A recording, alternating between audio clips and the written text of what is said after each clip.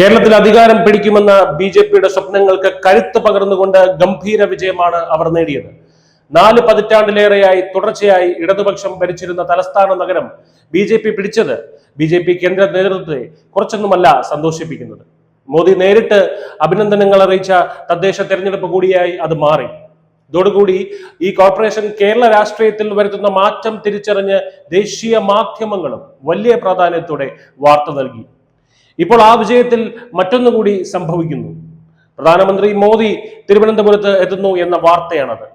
ബി.ജെ.പിയുടെ പുതിയ മേയറുടെ സത്യപ്രതിജ്ഞാ ചടങ്ങിനോടനുബന്ധിച്ചാണ് മോദി എത്തുക എന്ന ചോദ്യം ഇവിടെ ഉയരുന്നു. News desk news 5 Malayalam.